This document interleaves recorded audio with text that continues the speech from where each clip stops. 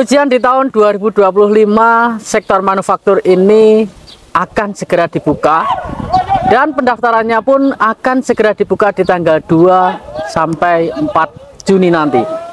Banyak sekali teman-teman yang khawatir dengan nilai di tahun 2025 ini karena kuotanya 4.000 dan juga pesertanya belum terlihat secara jelas, namun sudah teman-teman memprediksi bahwa 95 dan 97,5 untuk nilai terendah di tahun ini. Assalamualaikum warahmatullahi wabarakatuh. Kembali lagi bersama saya Wahno Channel. Di sini saya akan membahas tentang sejarah di tahun 2018, di mana di tahun itu mempunyai kuota 700 saja dan alhasil mendapatkan kuota 1.300 di tahun 2018. Namun sebelum saya membahas, di sini ada salah satu buku tryout yang bagus untuk teman-teman pelajari ataupun belajar di buku tryout ini. Karena buku tryout ini adalah buku textbook terbaru atau diambil dari buku textbook terbaru edisi tahun 2024. Tapi di sini saya tulis 2025 ya.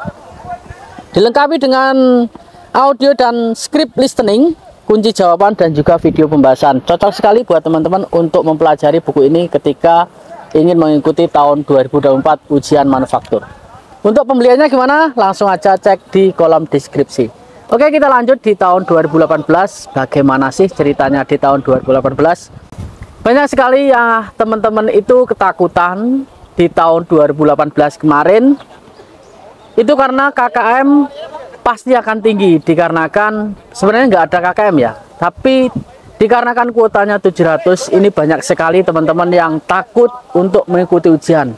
Diprediksi pesertanya bisa mencapai 25.000 hingga 30, namun ternyata yang ikut hanya 16.000 saja.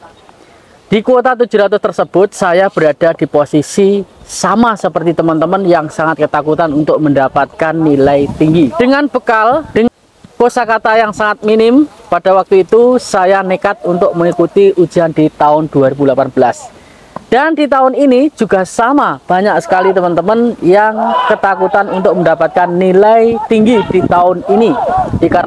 Dikarenakan 4.000 kuota yang hadir di tahun 2025 ini, dan pesertanya mungkin bisa mencapai 40.000. Untuk pesertanya ini masih belum diketahui secara jelas, dikarenakan ini kuotanya sedikit menurut teman-teman ya. Tapi kalau menurut saya pribadi, kuota 4.000 itu bukan sedikit juga bukan banyak, tapi standar menurut saya. Tidak terlalu banyak juga tidak terlalu sedikit. Tapi kalau 7.000 ya lumayan, 12.000 atau 10.000 itu sudah banyak kuotanya di tahun 2023 ya itu. Jadi di tahun 2018 kemarin itu teman-teman saya tidak mempunyai bekal yang begitu banyak. Dan salah satu cerita, ada sebuah cerita maksud saya, salah satu teman saya yang satu kereta dengan saya pergi mengikuti ujian bersama saya. Namanya Mas Ansori. Dia kosakatanya benar-benar lumayan banyak sekali. Pada waktu di kereta, sedikit cerita ya ini, saya membawa buku kosakata sendiri dan Mas Ansori ini membawa buku sendiri. Dan buku kosakatanya Mas Ansori itu dijadikan seperti ini, tebak-tebakan kosakata, siapa yang lebih banyak mengenal kosakata di antara saya dan Mas Ansori. Ternyata semua kosakata yang ada di buku saya pada waktu itu Mas Ansori bisa menebak, dan ada beberapa saja yang tidak menebak, tapi itu cuma sedikit.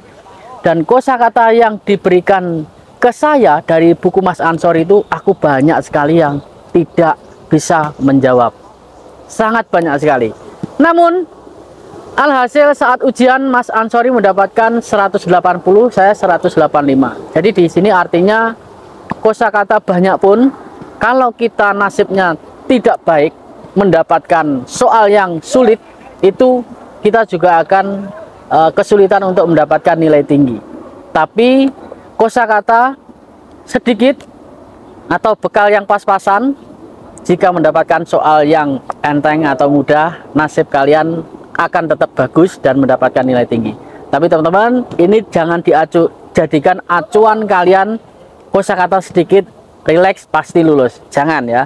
Tapi carilah kosakata ataupun hafalkan kosakata yang lebih banyak supaya kalian lebih mudah untuk mengerjakan di ujian 2025 ini. Karena sejarah di tahun 2018 Pak, insya Allah akan terulang. Menurut saya terulang di tahun ini. Meskipun di tahun 2024 sudah mendapatkan nilai yang sama seperti tahun 2018, mungkin di tahun ini juga hampir sama. 95, 97,5 itu bisa jadi terjadi, bisa saja terjadi ya, karena di tahun ini mungkin bisa dijadikan 2 gelombang, dan banyak sekali teman-teman yang mengatakan seperti ini. Aku pengen dapat gelombang 1 aja biar cepat mengetahui nilai saya, dan karena kalau di gelombang 1 itu juga akan cepat terbang. Nah, nanti akan saya bahas terkait ini. Selanjutnya teman-teman, yang terakhir ini ada cerita di tahun 2018. Saya dimana di situ orang yang lulus pertama di LPK saya, ya. Hanya saya sendiri yang lulus di tahun 2018, laki-laki dan umum, ikut ujian umum, belum pernah ke Korea. Ada satu lagi perempuan yang lulus di salah satu lembaga belajar dengan saya, itu Mbak Sulis namanya. Itu dia juga lulus, namun dia ex Korea, lulus mendapatkan nilai yang sama 185 pada waktu itu.